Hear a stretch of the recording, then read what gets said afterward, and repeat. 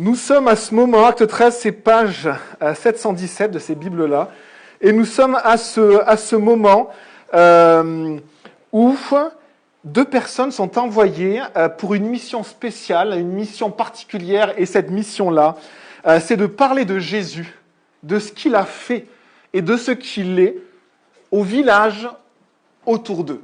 Ils partent d'une ville qui s'appelle Antioche, qui est ici. Ici, vous avez Israël.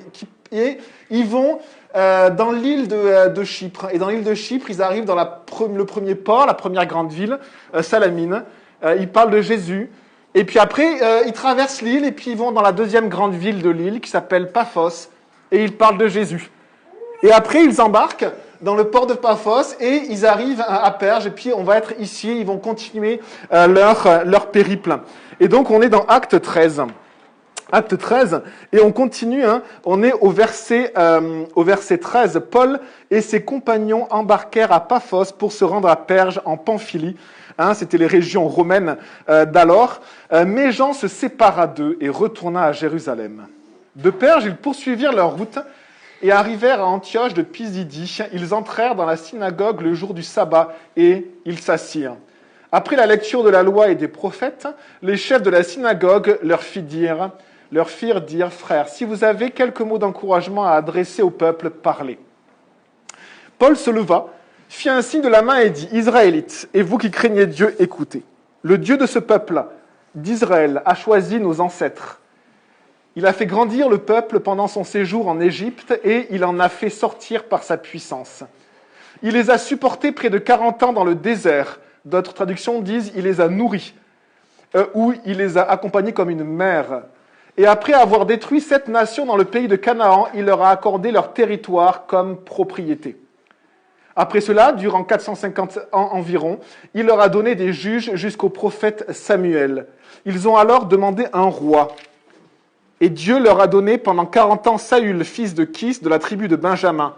Puis il l'a rejeté et leur a donné pour roi David, auquel il a rendu ce témoignage. J'ai trouvé David, fils d'Isaïe, un homme selon mon cœur, qui accomplira toutes mes volontés. C'est de la descendance de David que Dieu, conformément à sa promesse, a amené à Israël un sauveur qui est Jésus. Le discours de Paul est beaucoup plus grand que ceci, c'est comme une prédication, on va le voir, dans les églises locales d'alors, qui étaient les synagogues. Et on ne va pas lire toute cette prédication de Paul, puisque elle contient quasiment tout le chapitre 13, mais moi je vous invite à lire avant ou après les passages que l'on étudie, à lire les chapitres avant, après, le chapitre qu'on est en train de voir, pour avoir le contexte, pour savoir ce qui se passe et aussi pour que Dieu vous parle personnellement. Dieu parle ce matin, Dieu parle par sa parole, mais il veut aussi vous parler dans la semaine, vous seul avec votre Bible, parce que la Bible est la parole de Dieu, et quand une personne ouvre cette parole-là avec un cœur sincère et demande à Dieu, parle-moi, je vous assure, Dieu parle. Et ici, on a ce voyage qui se poursuit et on va juste simplement prier Dieu pour que l'Esprit Saint agisse et après on va rentrer dans le texte. Seigneur Jésus, merci pour ces moments d'enseignement. On te prie, s'il te plaît Seigneur, et on te prie vraiment ensemble en Église aussi pour les enfants, pour la personne qui s'occupe des tout-petits. Seigneur, bénis-la, remplis-la de ton Esprit Saint. Pour la personne qui enseigne les maternelles et les primaires, Seigneur, remplis-la de ton Esprit Saint et donne-lui tes paroles, Seigneur, que tu puisses simplement nourrir aussi ces enfants, qu'ils puissent apprendre simplement à mieux te connaître. Et on te demande également, ici Seigneur, remplis chacun de ton Esprit Saint, pour qu'on puisse simplement être nourri de la parole de Dieu, qui est vraiment ce pain qui nourrit l'âme. Merci Seigneur Jésus, merci Saint-Esprit, Amen. Et alors, on est au verset 13 et on va parcourir du coup ces versets qu'on vient de lire du verset 13 au verset 23. Paul et ses compagnons embarquèrent à Paphos. Donc on continue, ils ont traversé toute l'île de Chypre et on avait vu ce qui s'était passé juste avant. Dieu les conduit, ils ont des portes ouvertes pour annoncer l'évangile, mais par contre, effectivement, il y a des combats énormes. C'est un petit peu toujours ce que l'on voit dans les actes, une action puissante de Dieu et des épreuves et des combats énormes. Et si parfois vous vous dites dans votre vie, mais vraiment, vous vivez de la souffrance, des épreuves, des moments extrêmement difficiles, sachez qu'il y a une autre personne qui combat. Et cette personne-là combat pour vous. Dieu combat pour vous. Est-ce que vous le connaissez ? Allez à lui parce qu'il est aussi en train de combattre. C'est pour ça qu'il y a un combat. C'est qu'il y a une autre personne qui combat contre vous, mais une personne combat pour vous. Et ici, on a plein de combats et on continue. Paul et ses compagnons embarquèrent à Paphos pour se rendre à Perge. Donc, ils arrivent sur la côte d'Asie mineure, de Turquie actuelle, dans la ville de Perge, en Pamphylie. Et on lit, mais Jean se sépara d'eux et retourna à Jérusalem. On avait été encouragé par Jean. C'était Marc surnommé Jean. C'était sûrement un jeune, peut-être un jeune, et dont sa maman, en fait, ouvrait sa maison à l'église. Et elle était sûrement une personne assez aisée financièrement, parce qu'elle avait un grand domaine, et elle utilisait ce qu'elle avait pour Dieu, et elle aimait ouvrir sa maison à l'église. Et c'est ici que sûrement Paul et Barnabas ont rencontré ce Jean. Et quand Paul et Barnabas sont partis à Antioche, eh bien on lit au début du chapitre, on l'avait déjà vu, on lit au verset 5, à la fin du verset 5, ils avaient aussi Jean pour aide. Hein, et le mot grec, c'est qui les assistait ou qui les servait. En fait, c'est le mot qui est utilisé pour les assistants des administrateurs, par exemple. C'est le mot qui est utilisé pour les serviteurs, des personnes qui ont une mission. Et donc, il était là pour aider, pour assister. Il était là pour servir. C'est très rabaissant quand même d'être là juste pour servir. Eh bien, c'est notre appel à tous dans l'Église de Jésus. Le premier appel que Jésus nous donne, hein, c'est bon de vous voir ce matin, hein, mais c'est vraiment appeler, pas simplement à bénéficier d'un enseignement qu'une personne va préparer, pas simplement de bénéficier de vidéos, on est très adepte aux vidéos, on est sur les écrans tout le temps, et du coup, on est adepte de plein de choses, mais pas simplement ça. Pas simplement de bénéficier, pas simplement de s'asseoir et de prendre, mais aussi de donner et de servir. Et c'est l'appel de Jésus. Vous savez comment Jésus appelait les personnes qui étaient à côté de lui? Il les appelait ses disciples. Les disciples, c'est ceux qui servent, c'est ceux qui suivent, c'est ceux qui assistent. C'est dégradant quand même. Et pourtant, c'était le titre le plus honorifique que les personnes qui étaient autour de Jésus pouvaient avoir. Être disciple du roi. Vous savez que dans les temps anciens, être serviteur du roi, c'était le titre le plus grand que l'on pouvait avoir. Et Dieu nous propose ce titre. Est-ce que tu veux servir le roi des rois, celui qui a tout créé? Il s'appelle Jésus. Et c'est cet homme-là, Jean, hein, eh bien, on voit qu'il apprenait à servir. Parce que c'est un apprentissage. Et on le voit pourquoi c'est un apprentissage. Eh bien, parce que Jean s'est découragé. Il était peut-être tout feu tout flamme, vous savez, ça nous arrive, nous. Hein, par exemple, le dimanche, on entend un truc qui nous fait du bien, et puis on est tout feu tout flamme, et puis le lundi soir, c'est déjà retombé. Ou alors parfois, on est enthousiaste. Pendant 2 jours, on veut transformer le monde entier, et puis à la fin de la semaine, c'est déjà retombé. On est comme ça aussi, on est inconstant. Et on est juste humain. On est imparfait. On est, la Bible dit, déformé par le péché. Et on a besoin du coup d'aide. Et l'aide, on ne peut l'avoir que de Dieu, que de sa parole. Et on a ce Jean qui était peut-être tout feu tout flamme, qui s'était présenté, peut-être qu'il y avait eu une réunion et on avait dit, mais voilà, le Saint-Esprit envoie Paul et Barnabas, ils ont peut-être besoin d'aide pour les assister, pour les aider, pour s'occuper peut-être de chercher à chaque fois un logement, un Airbnb, hein, pour eux, pour les accompagner, les précéder. Eh bien, Jean s'était porté volontaire. Moi, je veux servir. Moi, je veux servir le Seigneur. Moi, je veux servir le Seigneur en servant mes frères que Dieu a appelés. Paul et Barnabas. Et ça a duré une île, l'île de Chypre, et après, c'est retombé. Combien de temps ça a duré? Peut-être 1 semaine, 2, on ne sait pas. Et on voit vraiment que Jean nous parle aussi de nous-mêmes, et de moi, Bruno, parce que parfois, on est tout feu, tout flamme, et quand on va bien avec Dieu, on a envie de faire la morale à tout le monde, hein, on sait ce qu'il faut, on sait. Et quand ça ne va pas, eh bien, on ne sait plus grand-chose. Et quand on est endormi spirituellement, eh bien on est juste out. On est juste out, on peut vivre des mois et des mois sans même se souvenir même de ce qu'est la vie, de notre but sur la terre, de Dieu. Et Jean, lui, eh bien, était tout feu, tout flamme. Et on voit qu'il se sépara d'eux et retourna à Jérusalem. Et le motif, c'est sûrement du découragement, c'est sûrement de l'inconstance. Parce que après, on le verra dans les chapitres suivants, pour leur deuxième voyage, Paul et Barnabas vont se dire, venez. Paul va dire à Barnabas, viens, on va repasser au travers de ces villes que l'on a traversées. Et puis on a vu des gens qui ont donné leur vie à Jésus. Ça fait des communautés de disciples de Jésus, des petites églises locales. Hein, on va passer pour les encourager, pour voir comment ils vont. Et Barnabas voulait amener Jean. Et Paul a dit, ah non, non, non, Jean, il nous a déjà abandonnés. Hein, quand il nous a abandonnés, on a eu une charge supplémentaire sur nous. Et tu voudrais continuer à l'amener? Ah non. Et Barnabas, il dit, si, moi je veux l'amener. Et Paul, il dit, ah non. Et ça a vraiment créé en fait un problème, une controverse entre Paul et Barnabas qui a été assez forte pour que finalement Barnabas aille de son côté et Paul aille du sien. Paul choisira Silas et Barnabas ira avec Jean. Et donc on a ce Jean qui s'est découragé. Hein. Et effectivement, vous savez, quand on part en mission, en fait, il y a tout un apprentissage. C'est un peu comme hier, vous savez, on se dit, quand on va dans la rue pour parler de Jésus, vaut mieux pas y aller la fleur au fusil. Vaut mieux pas venir au dernier moment. Pourquoi? Parce qu'on se prépare. Il y a des préparatifs. On se prépare une demi-heure avant, on prie avant, et puis aussi, on redit la vision. On redit la vision, on va partir deux par deux. Il y a une personne qui est plus à l'aise pour parler de Jésus parce qu'elle a déjà fait, et l'autre personne, elle peut simplement être à côté, prier.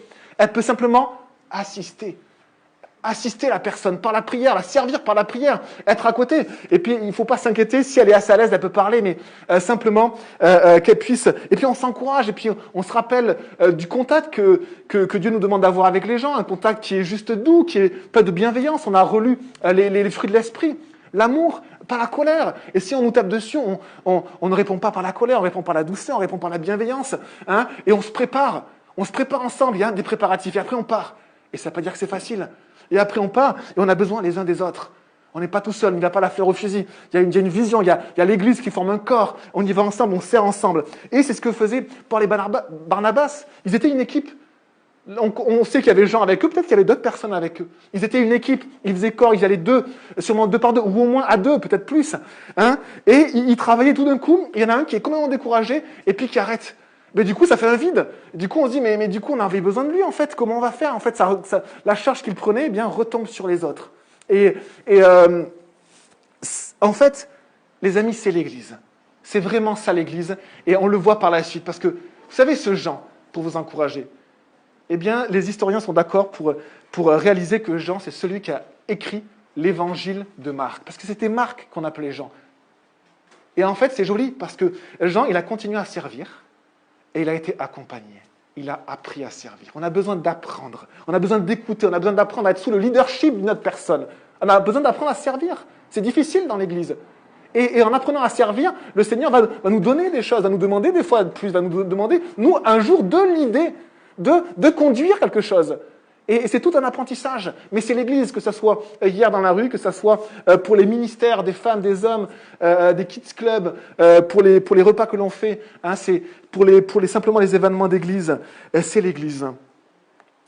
Et du coup, on voit que Jean se sépare d'eux et retourne à Jérusalem. Ça veut dire que l'on voit à la fois que les difficultés sont à l'extérieur, parce que c'était tellement dur d'aller parler de Jésus, mais elles sont aussi à l'intérieur.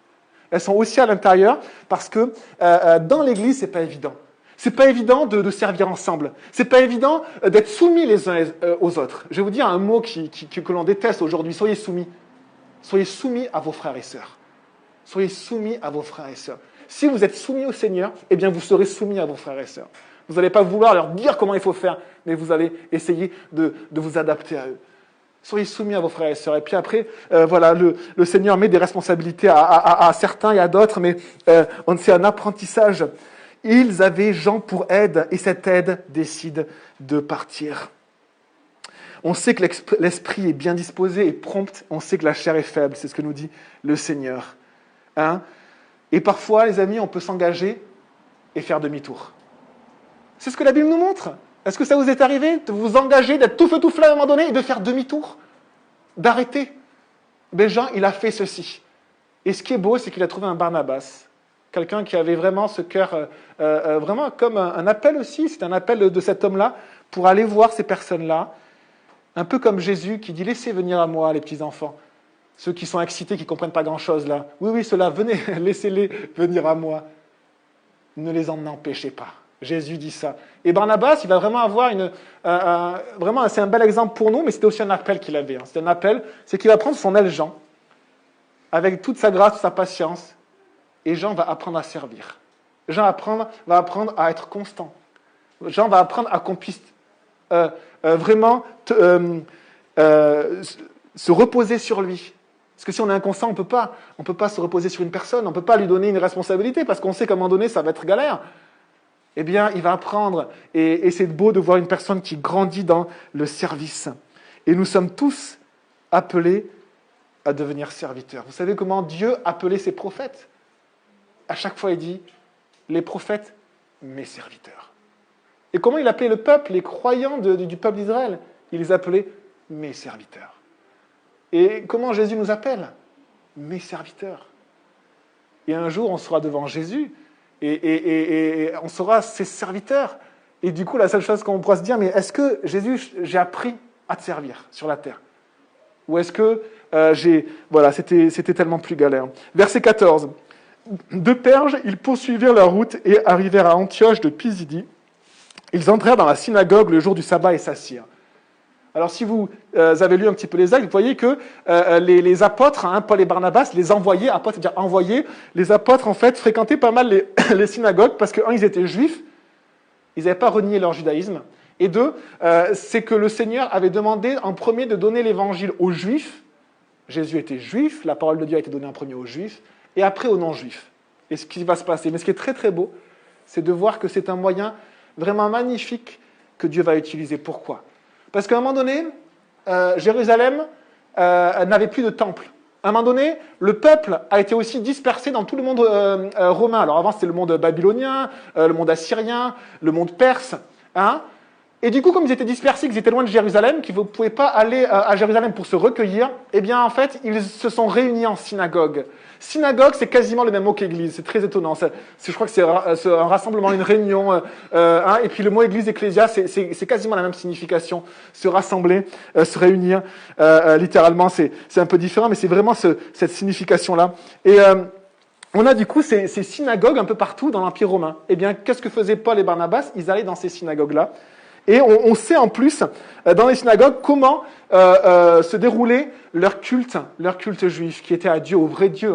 Et en fait, on le sait, parce qu'on a pas mal de sources, on a les écrits juifs, on a d'autres historiens. Et alors, on sait que les synagogues, en fait, étaient dirigées par un collège d'anciens. On sait que quand il y avait assez de juifs dans une ville, ils formaient une synagogue. Il fallait un nombre minimal, et après, hop, ils formaient une synagogue, avec ce collège d'anciens qui dirigeait la synagogue. On sait que ils se réunissaient 3 fois par semaine. Le deuxième jour, le 5e jour et le 7e jour. Donc ça donne, puisque le premier jour, c'est le dimanche. Le jour de la résurrection de Jésus, c'est le dimanche. Et puis Dieu s'est reposé le 7e jour, le samedi. C'est pour ça que les Juifs se reposent le samedi également, le jour du sabbat. Et donc, le lundi, le jeudi et puis le samedi, ils se réunissaient. Donc on va dire qu'ils avaient 2 réunions de semaine et puis ils avaient le culte principal le samedi matin. Et le samedi matin, on sait comment il se déroulait le culte, en fait. Il y avait au début la prière, une prière récitée sur la base des versets du Pentateuque, d'accord, des livres de Moïse. Et puis après, il y avait une prière libre. Donc c'était la partie prière. Ensuite, on savait qu'il y avait une lecture biblique.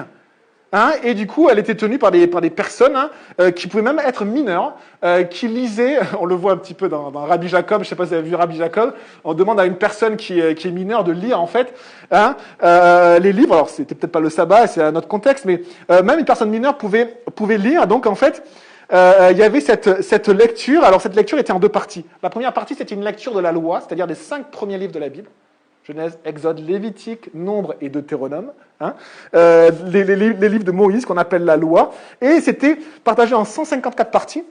Ça veut dire qu'on lisait une partie par sabbat, et en 3 ans, on avait lu tout le Pentateuque, d'accord? C'était une lecture donc, qui ressemble beaucoup en fait au culte actuellement catholique, à une lecture liturgique des évangiles, je crois, et de quelques textes.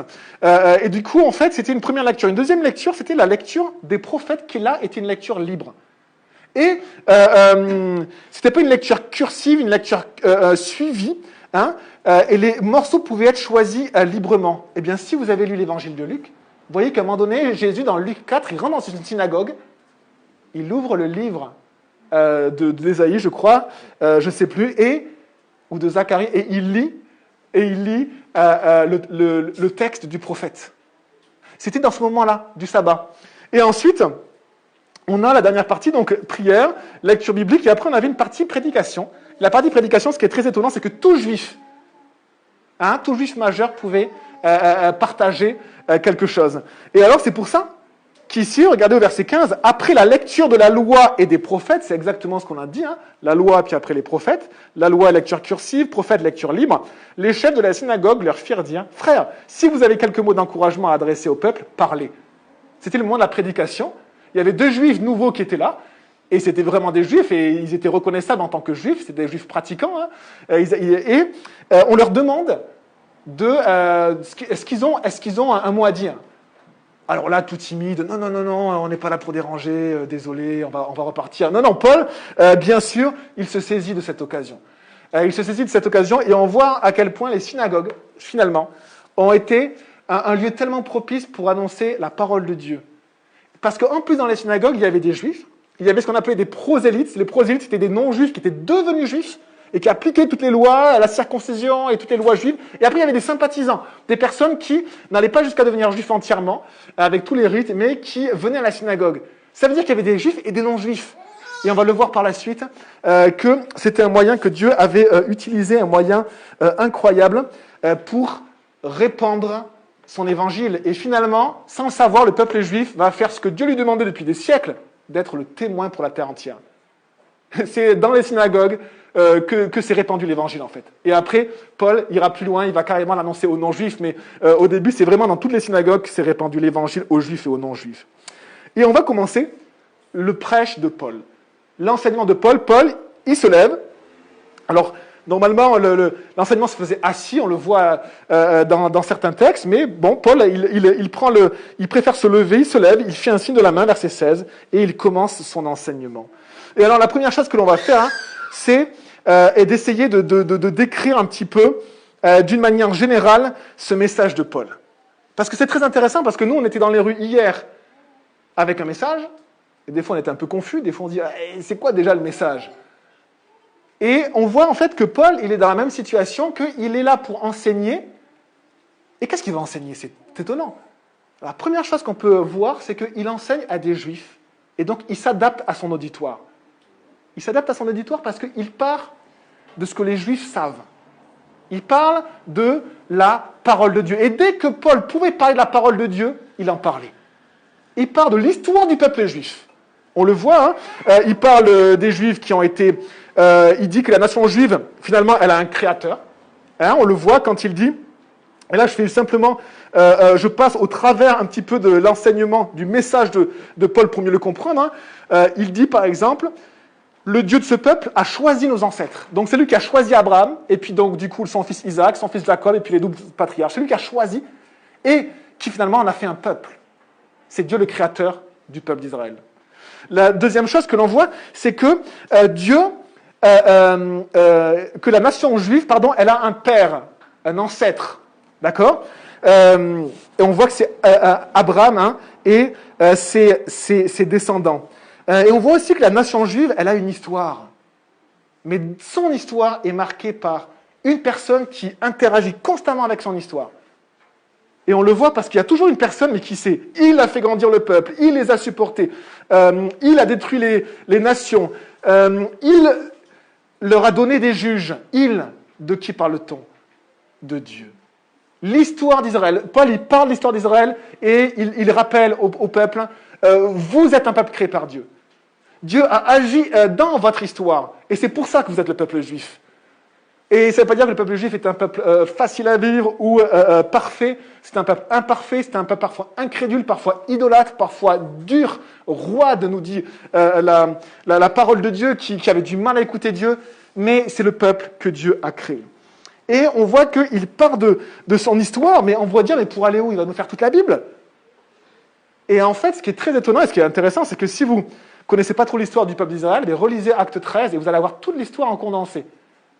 Toutes les étapes de l'histoire du peuple d'Israël. Mais pour aller où? Il parle, c'est long. Et pour aller où? Mais regardez comment ce qu'il dit.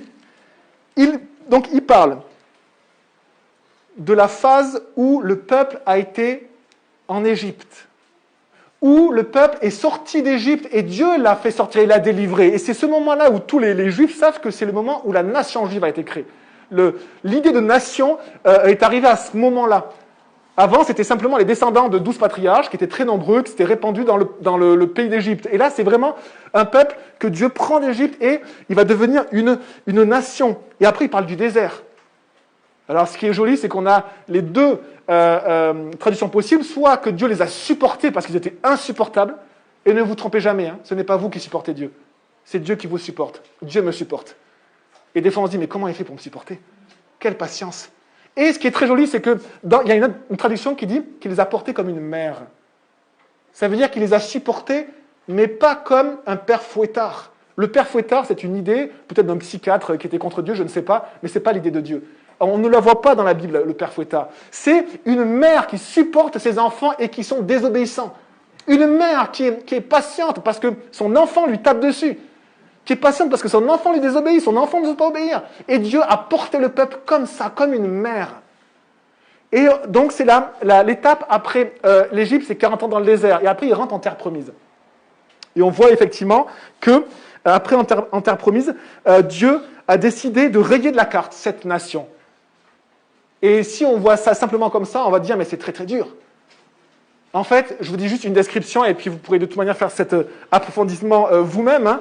C'est que les nations, elles méritaient déjà depuis longtemps d'être rayées de la carte.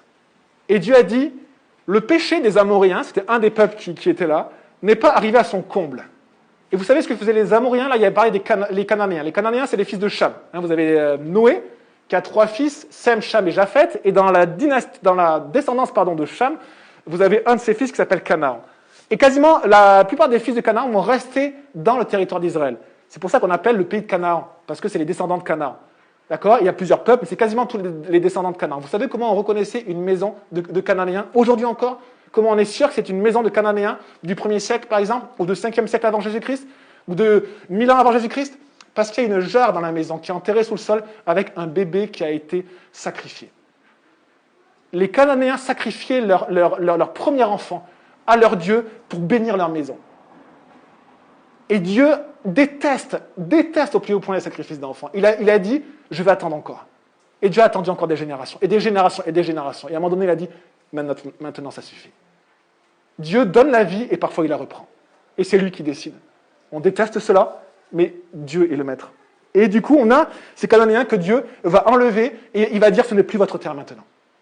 Et cette terre, je vous la dépossède à cause de vos péchés, par contre, je vais la donner maintenant à un autre peuple, qui ne sera pas forcément meilleur, mais c'est mon peuple. Et du coup, on voit au verset 20, donc on a l'Égypte, les 40 ans dans le désert, on a la conquête du pays de Canaan, et après on a une grande période de 450 ans où le peuple n'était pas vraiment très structuré, où Dieu lui donnait des juges. Des juges, c'était des personnes qui spirituellement étaient capables de guider le peuple. Et même du coup de régler des affaires très terre à terre, comme des affaires de propriété, des affaires peut-être judiciaires, et surtout les affaires spirituelles. Et ensuite, on lit qu'il leur a donné, ils ont, alors, regardez ce qui est étonnant au verset 21, c'est que là, on a vu que Dieu se charge de l'histoire du peuple, Dieu s'occupe du peuple, il a fait ceci, il a fait cela, il a fait ceci, et à un moment donné, on change de sujet. C'est une autre personne, regardez. Ils ont alors demandé un roi, au verset 21. Le peuple prend son histoire en main, ce n'est plus Dieu qui gère son histoire, c'est lui qui veut prendre son histoire en main. Et les textes disent exactement, nous voulons un roi, le peuple a dit, nous voulons un roi comme les autres peuples. Et Dieu va dire, c'est un très mauvais désir que vous avez. Si nous voulons un roi, eh bien d'accord, vous l'aurez. Et Dieu a donné un roi, pas un roi méchant. Saül n'était pas un roi méchant, c'était un roi qui était beau, qui était plus grand que tout le monde et qui était vaillant, costaud et un combattant. En clair, il leur a vraiment donné un roi selon leur cœur, selon leur désir. Il y a même des textes qui disent que c'était vraiment le roi qu'ils se sont choisis eux. Donc Dieu connaissait leur cœur, il a dit, je vais vous donner exactement ce que vous voulez. Ça sera un échec épouvantable. Et ensuite, Dieu va arrêter cette histoire-là, mais ça va durer 40 ans quand même, Dieu a de la patience, et il va dire, maintenant c'est moi qui vais choisir un roi. Un roi maintenant, plus suivant votre cœur, je reprends l'histoire en main, mais selon mon cœur. Et c'est le verset suivant, le verset 22, puis il a rejeté et leur a donné pour roi David, auquel il a rendu ce témoignage, j'ai trouvé David, fils d'Isaïe, un homme selon mon cœur. Et là on se dit, Paul, tu prêches, c'est intéressant, mais pourquoi prêches-tu?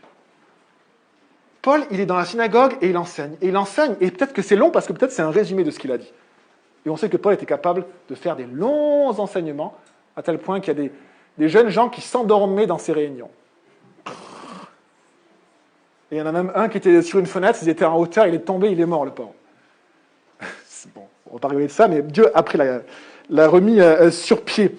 Mais pour dire en fait que c'était long, pourquoi il prêche? Regardez le verset d'après. Verset 23. C'est de la descendance de David que Dieu, conformément à sa promesse, a amené à Israël un sauveur. Jusqu'ici, tous les Juifs sont d'accord avec cette phrase-là. Tous les Juifs peuvent dire Amen. Vous savez qu'Amen, c'est un mot hébreu. Quand, dans la synagogue, une personne priait, tout le peuple disait Amen. Et là, tout le peuple peut dire Amen. Il prêche bien, ce Juif qu'on ne connaît pas et qui vient d'Antioche. Il prêche bien. Pourquoi? Parce qu'il est dit, c'est de la descendance de David que Dieu, conformément à sa promesse, a amené à Israël un sauveur. Et là, il savait très bien que le sauveur devait venir de la descendance de David, du roi David. C'est écrit, tous les rabbins le savaient, l'enseignaient dans le peuple. Et c'était quelque chose qui vraiment était acquis pour les Juifs. Mais regardez les 3 petits mots que Paul rajoute. Les 3 petits mots. C'est de la descendance de David que Dieu, conformément à sa promesse, a amené à Israël un sauveur, qui est Jésus. Paul, il est parti de toute l'histoire d'Israël. Pourquoi? Dans quelle direction? Il avait un seul but, Paul. C'était d'annoncer Jésus. Jésus est le centre de son message. Et hier, quand on est parti dans la rue, le but, c'était d'annoncer Jésus. Parfois, on discutait avec des gens, et puis ça partait dans tous les sens. Donc voilà, soit on partageait sur notre vie, etc. Ça partait dans tous les sens. Des fois, ça avait ni queue ni tête. Parfois, c'était des débats interminables. Et là, on s'était encouragé avant de dire, on va juste arrêter et de dire, est-ce que vous voulez qu'on vous partage l'évangile? Vous savez ce que c'est que l'évangile? L'évangile, c'est ce que Jésus, c'est le message de Jésus. Vous voulez l'entendre en 30 secondes? Et c'est ce que Paul fait ici un peu plus de temps. Et c'est ce que nous, c'était notre but également. Le centre de son message. Son but, c'est d'annoncer l'évangile. Son message est centré sur Jésus. Et on le voit par la suite, parce qu'il va annoncer l'évangile clairement. Il va effectivement, et donc ça c'est la première partie de son message, c'est son introduction jusqu'à Jésus. Il part de l'histoire du peuple d'Israël jusqu'à Jésus. Après la deuxième partie, on peut la voir, du verset 23, et bien sûr on va pas du tout la faire en détail,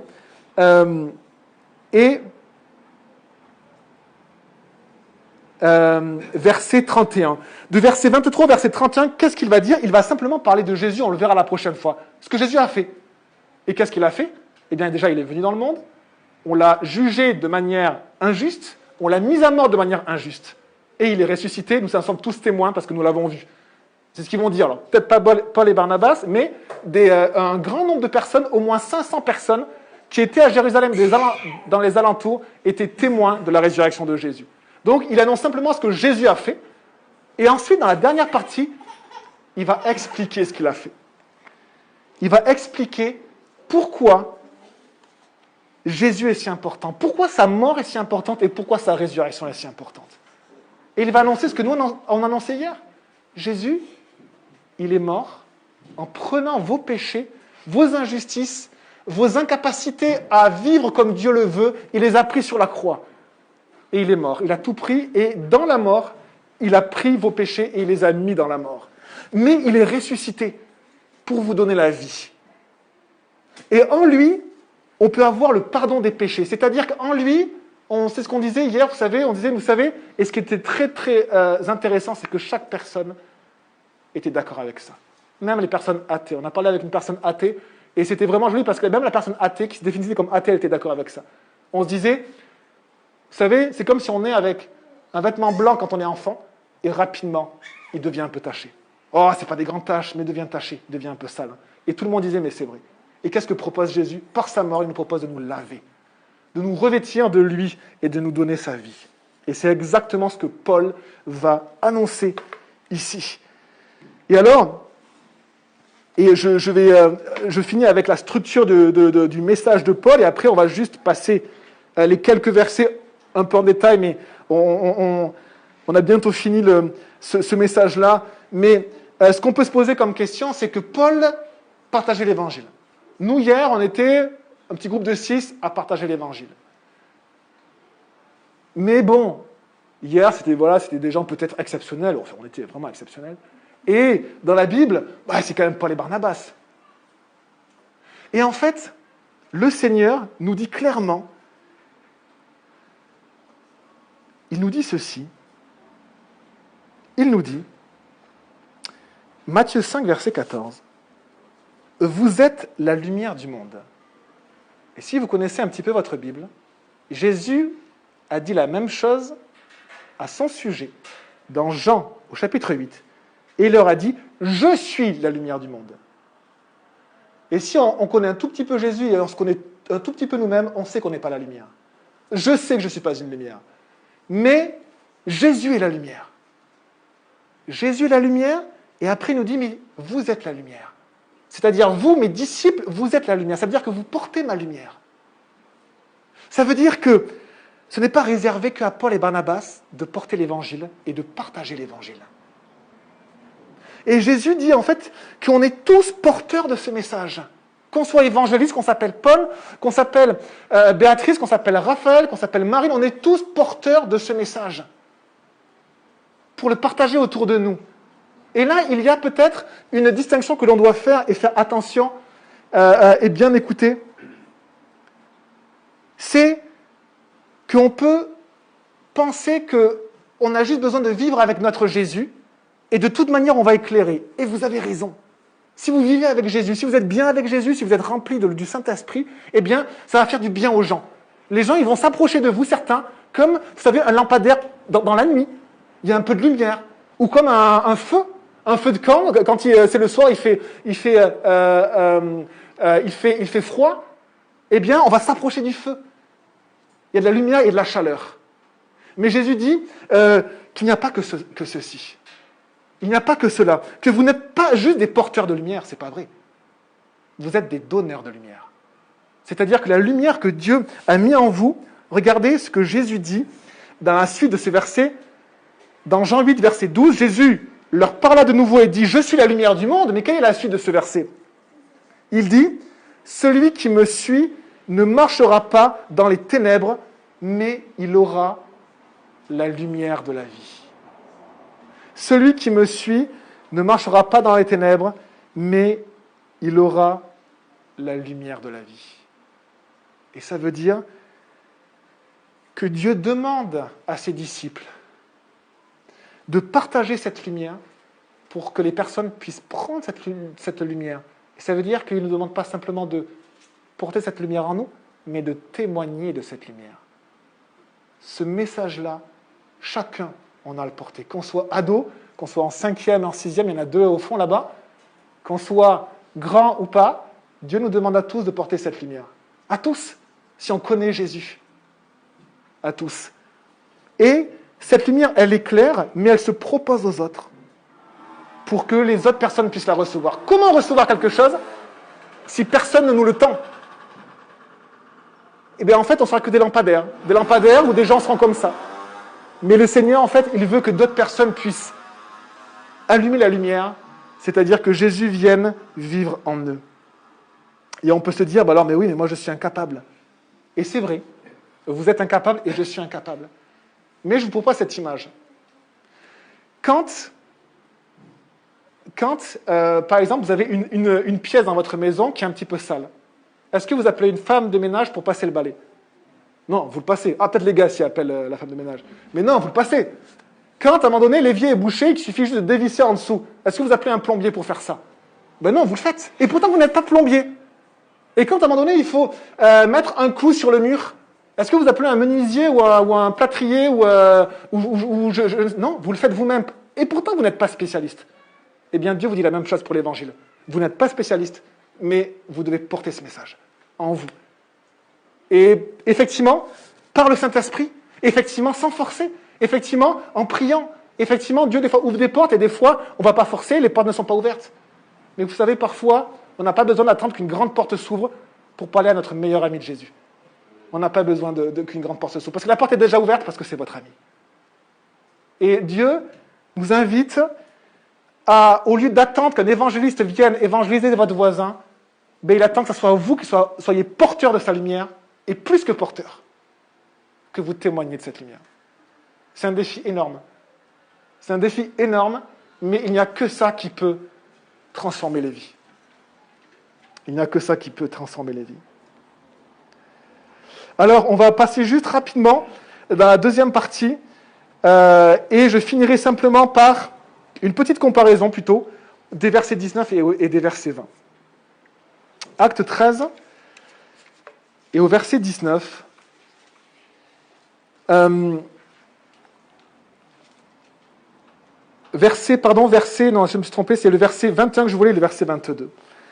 Il y a une très belle, ou en tout cas, qui peut vraiment nous enseigner une comparaison entre deux rois dans la Bible. Ces deux rois, c'est les premiers rois d'Israël, c'est les rois que le peuple avait demandé, c'est le roi Saül et c'est le roi David. Et le roi Saül, au verset 22, c'était un roi, au verset 21, qui était beau, qui était fort, qui était puissant. Mais c'est un roi qui prenait au peuple. Et Dieu va le dire au peuple, il va dire attention, si vous demandez un roi, eh bien, il va prendre vos jeunes gens, il va prendre vos jeunes filles, il va en faire des serviteurs, il va vous opprimer aussi, il va mettre des impôts, et il prenait lui, il prenait pour lui. Il va même faire de vos enfants des jardiniers pour ses propres serviteurs. Et il va vous donner d'autres impôts pour ses propres serviteurs. Et ce roi, il prenait. C'est un roi à l'image des hommes, qui se glorifie lui et qui prend pour lui. Et puis, on voit qu'il y a un autre roi. Et ce premier roi était incapable de faire la volonté de Dieu. Et il y a un autre roi, et cette fois-ci, c'est Dieu qui l'a choisi. Et ce roi-là, c'était David. C'était un berger, qui était le plus petit de tous ses frères, le dernier. Dieu va le choisir. Et parce que Dieu va le choisir, parce que son cœur était un cœur qui plaisait à Dieu, eh bien, il va pouvoir faire la volonté de Dieu. Et si Dieu ne nous choisit pas, si Dieu ne nous amène pas à servir, eh bien, on ne pourra pas plaire à Dieu. Comme entre ce Saül qui vivait par ses forces à lui, qui était puissant, mais avec ses forces humaines, et avec ce David qui s'appuyait sur la force de Dieu. C'est de la descendance de David que Dieu, conformément à sa promesse, a amené à Israël un sauveur qui est Jésus. On va juste prier, puis après on va avoir un chant. Seigneur Jésus, on te remercie, Seigneur, pour ces moments. Seigneur Jésus, que tu puisses toucher chacun. Je te demande, Seigneur, vraiment de nous amener ensemble à apprendre à te servir, que ton évangile nous touche et nous fasse grandir. Merci parce que ta parole est pour chacun d'entre nous. Et tu veux faire de nous des porteurs de ta parole. Des porteurs de ta parole auprès de nos voisins, de nos collègues, de nos familles, de nos frères, de nos sœurs, de nos parents. Des porteurs de ta lumière, des témoins de ta lumière. Est-ce que tu veux la lumière de Jésus pour que toi, tu puisses aussi briller? Merci Seigneur pour ça. Merci Jésus pour tout ce que tu nous donnes. Amen.